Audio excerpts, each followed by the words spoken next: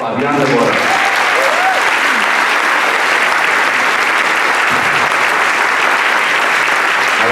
Yeah, thank you for having me here. And I'm going to try and put my whole life story in a nutshell. As my mom would say, what happened to that kid? That's me. So I am that kid that you guys are working with and putting your efforts to try and give opportunities to. So I thank the mayor and all your efforts because it's a very important piece, you know, especially when you come from immigrant families, when you have to deal with the disparity of what they have to carry for a child. It's very traumatic, you know, especially when you can't maintain your childhood or your innocence and be free as a child should be. So my story begins in El Paso, Texas. I was born in Texas, border town to Juarez, Mexico, and I grew up 5 years of my life. My grandparents were very wise when they said, we gotta get passports, because when my mother was pregnant, all she had to do was skip and hop with the passport and made me a US citizen, which was a great idea and a great dream that my grandfather had, because with the immigration laws of today, it could have been a whole lot worse, especially the life that I chose to live at that time when I was growing up. Of course, in El Paso, Texas, being raised by my grandparents, you know, they teach about family values, morals, and how to respect your elders, the religion aspect of la Virgencita, she will forever take care of you, etc., etc.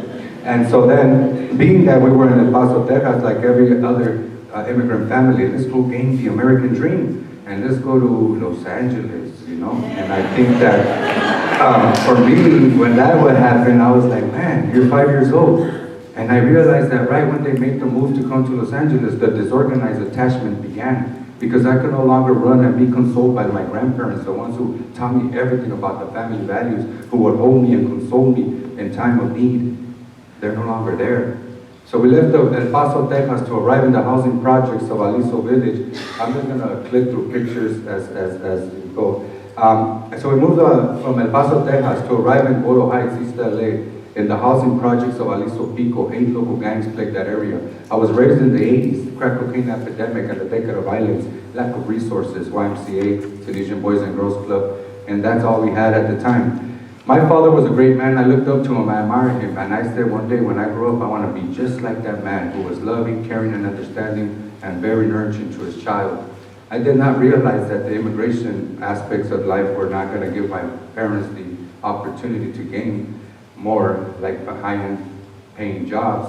So we lived above a liquor store, and I remember now I was afraid. I was becoming afraid of the fact that, you know, in the projects, there's a whole different environment. My father, of course, because his manhood was becoming questioned, he could not gain employment, so the best thinking said, wow, we're from Juarez, I might as well start transporting drugs from Juarez to El Paso to Los Angeles. So my father became a heroin drug dealer.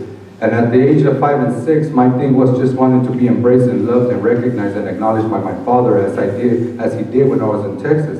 And if it meant that I would sit by him as he's cutting up the heroin and he's telling me what is sticky, what is powder, what to touch, what not to touch, who to trust, who not to trust, then so be it, as long as I'm with my father. There was times when my father would take me to the park because now he was becoming irresponsible. My mom had to work 2 jobs because my dad was now out there in the lifestyle. And he would take me to the park as quality time, and he would tell me, okay, mijo, put this in your pocket, little sack of balloons of heroin. And when I call you towards me, you're gonna give me a green one, a red one, a yellow one. I already knew what was sticky, what was powder. He was already schooling me. And then he would say, okay, and if you see the LAPD, stay away. They're the enemy. Okay, okay, Dad. So I'll be in the park, and then sure enough, the cops will come and have my father and his homies against the wall. But the cops had the slightest idea that the little boy playing basketball was possessing the heroin. That's where it begins. Okay, mijo, now we're gonna go home, and you gotta tell your mom where we were at, okay? Just let her know we were in the park, but don't tell her all the other things. You know, it's a habitual line. Who to trust, who not to trust, the belief system's now being embedded in me at a very young age, survival tactics. I get home, and my mom, you know, eventually, of course, she had a shut eye due to the fact that we were financially deprived. I guess my mom was powerless in the sense that my dad would shut her ass up and slap her in the face if she would speak up. Shorty, this is not good for our children. Shorty, you're impacting my son. Shorty, this is not healthy. Cállate, we gotta survive, right? You wanna eat, don't you? That kind of stuff. So domestic violence was not taking place in my household. I remember one day my mom was crying and screaming, no, no me pegues, Shuri, déjame, Shuri, no me pegues. And I run down the hallway as a little boy. I jumped on my mother as if to protect her from my father. My dad grabs me by my shirt and throws me off my mom as if I was a rag doll. And that's when I recognized and realized not only was I helpless to my mother, but I become hopeless. I cannot protect my mom. And if my dad loves my mom, then why does he beat her? And if this is the man I want to grow up to be like, then man, is that the image I would want to capture? Trauma, despair, absence of hope. Next time my mom would scream, no me pegues, Shuri, déjame, I would not go and help her because I was helpless. I would go and hide under a coffee table and I would get my notebook and create my own worlds to escape my reality. I discovered the gift of art. It gave me a glimpse of hope. It gave me my self-worth. Now go to school, get an education. Mijo, go, get your high school so you can go to college and maybe one day end up in Moscow Tech somewhere. That was the idea. I went to school, the Lourdes Mission Catholic School, the parish where Father Greg Boyle came to do his missionary work in the mid-80s. Third grade, 2 plus 2 equals 4, 4 plus 4 equals a drawing. Now get your ass to the principal's office. You shouldn't be drawing in class. Man, great. 5th grade, my name is Fabian and now I'm doodling, now I'm drawing. Now get your ass up and go to the principal's office. You're not supposed to be drawing in class.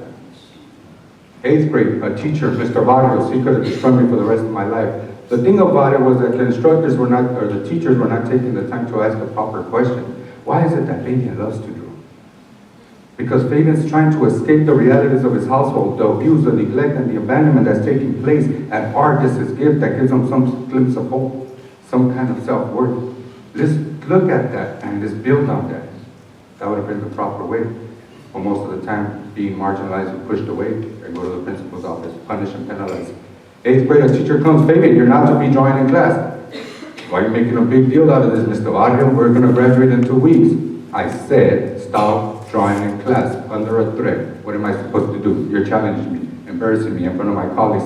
Of course I'm going to keep drawing in class, fool.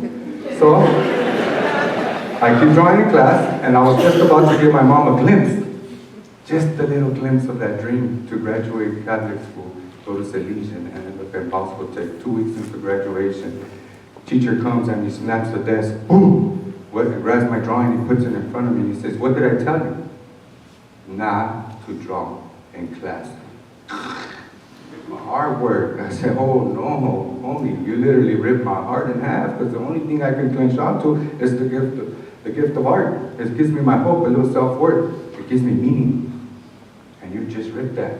Not only was I betrayed by my father, who became a heroin addict, betrayed by my mother, who could not protect me from my father, whom I blamed, and now I'm betrayed by the teachers who are supposed to guide me to a better life, and betrayed by my community, who did not step up and receive me and help me during these times of trial.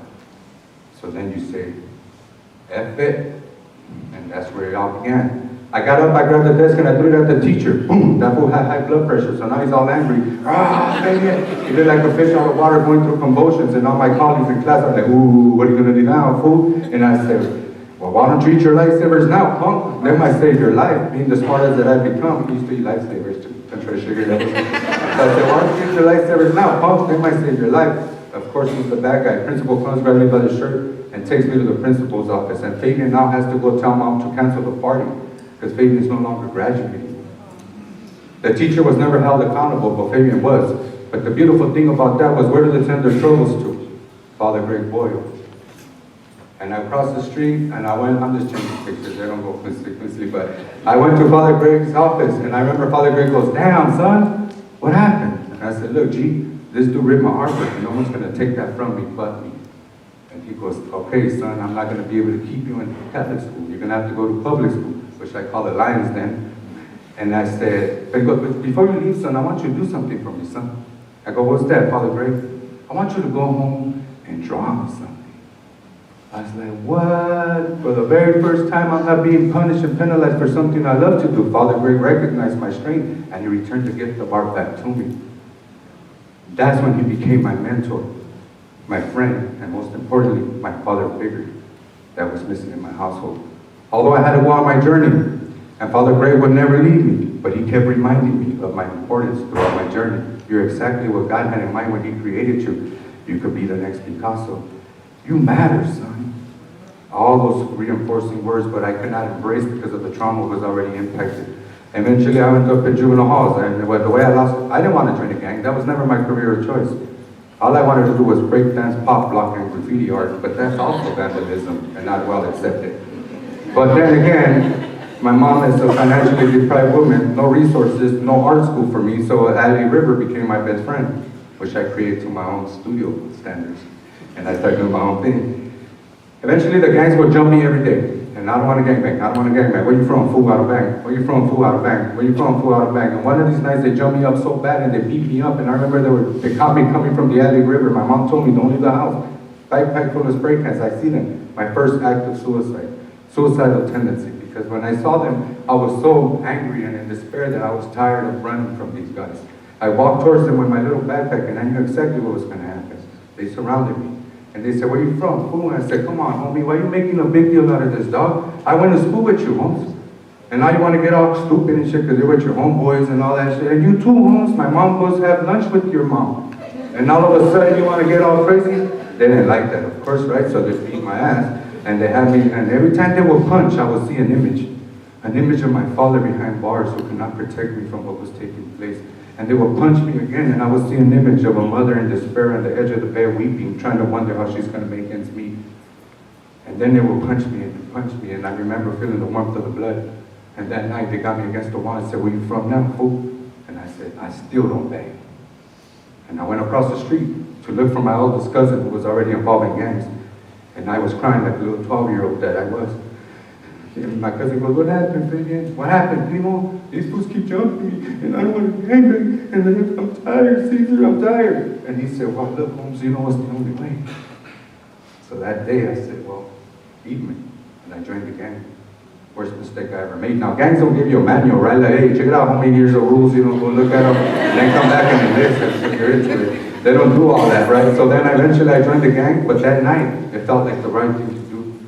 I felt accepted. I felt acknowledged, I felt recognized, and then I got the power. We went up to the opposite side, and at that time, you know, the guys were there, and they all bowed down, so now I'm stuck in this revolving door of misery, suffering, and pain, juvenile halls, Camp Gonzalez, Camp McNear, and it was on. My poor mom had to deal with a heroin addict for 35 years, my father, and now I'm adding 15 additional years to a gang member, drug addict son. Eventually, I left the gang in 1994. I started to recognize that the things that were happening within gang culture, I say thank God for my grandmother's education, because somehow it started to flourish while I was in gang culture. I started to see the truth behind all that, and it wasn't making sense for me. And what happened was when I left the gang in 1994, I became a major drug addict, you know, because I was replacing something that was missing in my life in a sense, like gang culture is an addiction. And when the excitement and the rush from the lifestyle is no longer there, then we find it, and by coping with drugs, and that's what happened to me. Eventually, Father Greg was part of my life, right? He was still there, and I was not ready to embrace whatever that was, you know, whatever he was trying to offer, and everything he told me when I was a kid. So what happened with, once I left the gang, especially becoming a drug addict, I figured, you know what? Maybe if I have a kid, my life would change. I think that's what needs to happen. I didn't have a little boy or a little girl or something like that. So I was with Graciela, the first baby's mom, had my little son Fabian Jr., who's 15 now. And they took him from me when he was 6 months. And I remember having Fabian, and him and his mom and I would sit there and smoke crack together. And my little boy would be crying in the room. Wah. I had to tell him, why don't you go shut him the F up, man? He's messing up my high. My biological son, my blood. But the insanity of the drugs and my own pain and suffering would not allow me to embrace that love, that child, or that individual back. And then it starts to remind me of a person who was a monster to me. I'm doing the same thing my dad did on to me. I can't live with the guilt and the shame of that. So for that, I must kill myself. Eventually, I said, okay. And so I started thinking it that way. Grace left. And then I met Elizabeth, who I call a square, who I turned into a rectangle. Because Elizabeth was a woman who had never been involved in gangs. She used to go to school, and I used to watch her walking by my mom's house. And I remember saying, you look good, dog. You ain't tripping. I'm all right. I think you got this. And then I used to see her. And then one day I said, you know what? All right, then. Here I go. Hey, what's up, girl? What's your name? And she's like, Elizabeth. And I said, how old are you?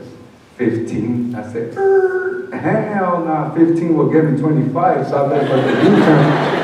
And I walked away, and Elizabeth said, who said I'm gonna tell? Oh, you messed up now, here I come. And so then I got with Elizabeth, young, 16, 15, 16, and 17, and I brainwashed her enough to say, well, maybe if I have another kid, my life would change. I brought Damien. His life wasn't changing, I was doing it for all the wrong reasons. Andrew came.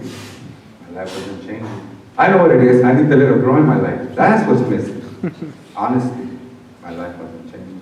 So I went on. So I put Elizabeth through a lot of trauma. I put her through a lot of things.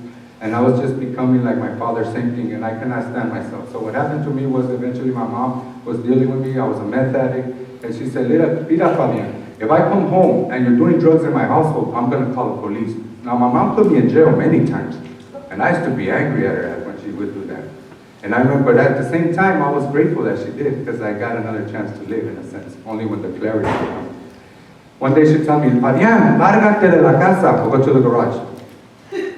Right? Get out of the house, or go to the garage. And so I'm in the garage getting high. And I remember one of these days I had so much methamphetamine, and at that time I could hear my children in the yard, and they're playing, and they're laughing, and they're having a good time, and the ball is bouncing. And I'm in the garage smoking methamphetamine. And I get up quietly and I go look through the people as to watch my children play. And I remember staring at them symbolically through that people. I had a gang of peoples on the garage for the police, for the probation, and free bubbles. And one of these, I'm looking through the people, and I remember now I'm watching my childhood, my innocence on the other side of the garage, through the eyes of my children, something that was missing in my life. And as I'm looking through the people, an attractive voice comes, kill yourself. Kill yourself, you worthless piece of shit. Kill yourself. And then it gets demonic. Kill yourself, you worthless piece of shit. Kill yourself. And as I'm doing that, I step back and in a trance, and I grab the blade and I slit my wrist.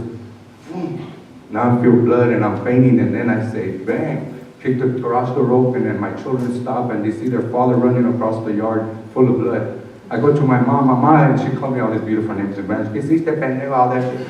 And I was like, I don't know, but I gotta go somewhere, you know what I mean? She goes, all right, so we went to the hospital, and my life did not change that day. I could not wait to come home and keep doing meth. Mind you, Father Greg was still in this journey. I was just ready to accept the help, because I wasn't ready. This is where my life changed, because I know I'm trying to keep track of time. And my mom said, Mira, Fabian, if I come home and you're doing drugs in my household, I'm gonna call the police. Elizabeth, my mom's on her way home, help me get in the attic. And for Elizabeth, she was probably like, hell yeah, fool, get your ass up there, I don't want you around, right? So I go up in the attic, and I go, oh, wait a minute, I gotta go to the front of the house, through the attic, so I can keep my eye on Elizabeth, because methamphetamine is telling me that she's with every man in the block, all in the head, sick, paranoia. So I'm right there, and I'm watching Elizabeth, and then my mom walks in, boom, Fabian, first name that comes out of her mouth. And she's going through every room, Fabian. And I'm like, my mom's there. I'm in the attic, you better be quiet, because if she calls the police, I'm going to go to prison. If I go to prison, I'm going to lose the kids. And if I lose the kids, I'm going to lose Elizabeth. Methamphetamine. And so then, to my luck, she comes and sits right underneath where I'm at in the attic. And the only thing between us is the drywall. And I'm like, oh man, shit, I better be quiet. Oh man, the lighter. She's gonna hear the lighter, I better be quiet, I better get out of here, I'm gonna go to the back. I'm paranoid, right? So I get up quietly and I go, the beams in the ceiling, I'm like, okay. Stop, paranoid, tweaking. All right, try one more time. And I'm right there stuck, right? I'm like, oh man. And I'm experiencing the overdose. And I can't breathe, and I better get out of the house. So the best way to get out of the attic was to bust a hole through the drywall. So you can imagine mom watching the novela, and then a big ass body just, boom, ta-da!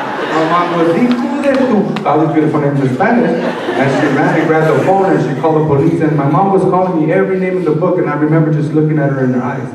And I'm looking at her and admiring her in guilt and in shame, and feeling bad for what I've done through all the years. And I'm dismissing myself, because Fabian's going to kill himself, and this time he must not fail. He turns and looks towards Elizabeth, and my children are hugging her in shame of their father. And I'm staring at Elizabeth in her eyes, and I'm looking at my children, and I'm saying goodbye, because this time I'm going to kill myself, and I might not fail. I hear the helicopters, I hear the police, and they're on their way, and I'm gone, and I break the Boyle Heights. I'm running down Boyle Heights on meth. You probably can't catch it, because I was on one. So I was gone, and then I jumped into the pond of Hollenbeck Park. I jumped into the pond, water up to here. I jumped onto the bridge, back into the pond, and I made my way back to the freeway. I go up on the freeway wall, and I'm walking on the edge of the freeway wall, and it's not leading me anywhere. And now I'm hanging by the freeway wall. I let go, I land, boom, my knees got under my jaw. I bit my tongue ripped open. I'm all smoked out, full of water, full of seaweed. Can't go home. Cops are coming. 3-year joint suspension. You're going to prison. Elizabeth, the kids, rock bottom, baby. All the way bottom. I'm walking on the side of the road and I can hear the trucks and they're starting to sing a tune that I want to hear.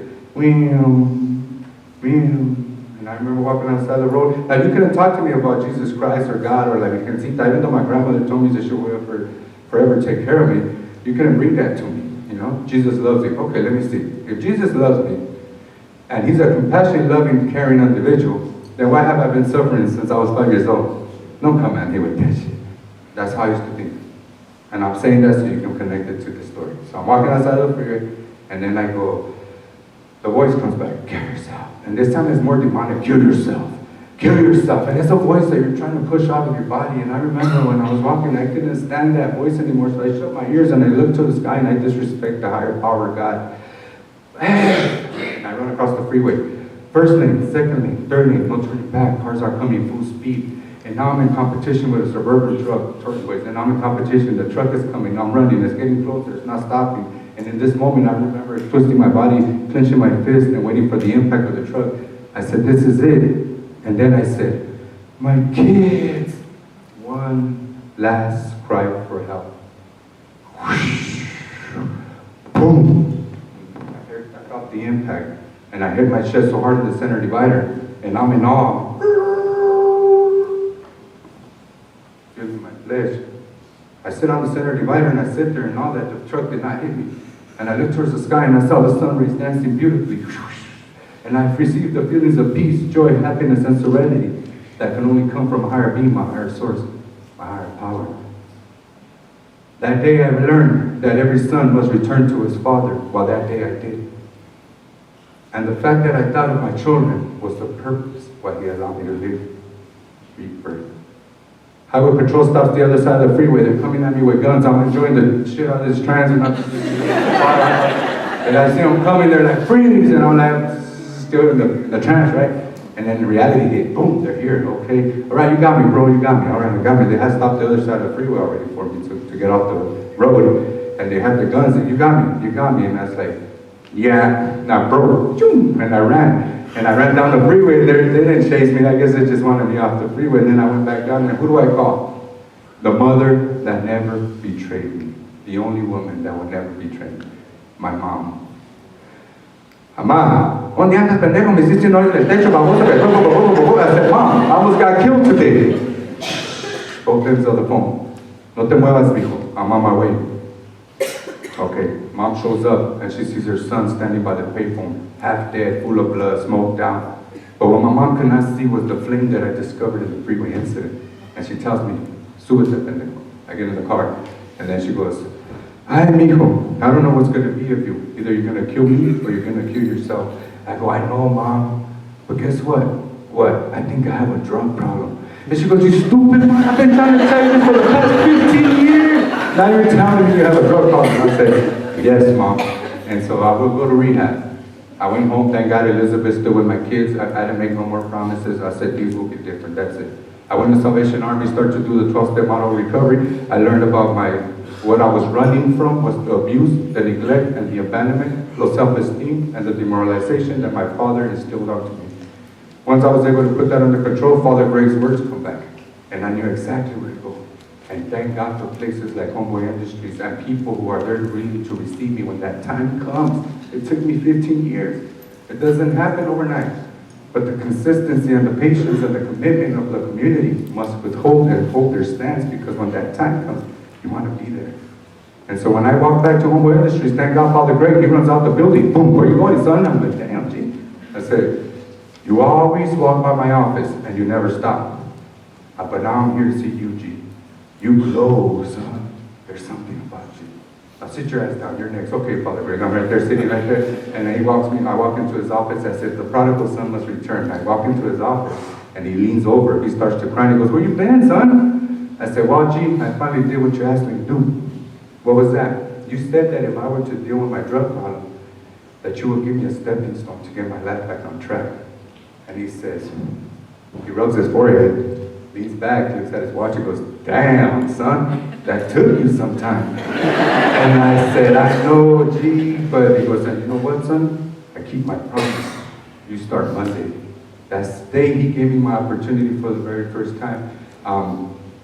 That was the time when I felt the same feelings of peace, joy, happiness, and serenity. The same feelings I felt when the freeway incident. Homeboy Industry, how can I help you? This shit's boring. Homeboy Industry, how can I help you? I'm a reception. Homeboy Industry, how can I help you? Oh, they're great. Yes, son. I go, okay, look, I got a proposition, G. What's that? I got 15 years of drug experience. All the years of drugs that I was using. Why don't you let me use it wisely? You're getting ahead of yourself, son. You got to work your way up. I said, damn, all right, why don't you start an AA meeting? So I did. And then he'll send me one trainee, and then another trainee, and then another trainee. Hey, G, can I go back to school? You can do whatever it is you put your mind to, son. You know that. Sure enough, I went back to school, and that's how I became the state certified drug counselor, and I oversee the whole substance abuse department of Humboldt Industry. Today, I'm the director of substance abuse. I am part of the council and the leadership team. I hold the pulse of Humboldt Industry when Father Greg's not around, and when he's not in town. We hold the place, we run the place. He has a vision that eventually the homies will end up taking over and running the place when he's no longer here. And that's why he holds us and gives us all his vision so that we can come out here and begin to change perspectives and the way that the world views the image of the gang member. Our job is to return the whole image of the gang member back into humanity. And it's all about relationships. Getting to know, getting to walk with them. And that's most important. And the most important thing, and I'm gonna end it already, there's time. And I'm gonna just go to this one. Can you put that one back up for me, please? And that's how I'm gonna end it. And then so, now my mom's a happy woman. She no longer has to be worried about her son, myself. I have been 8 years clean and sober.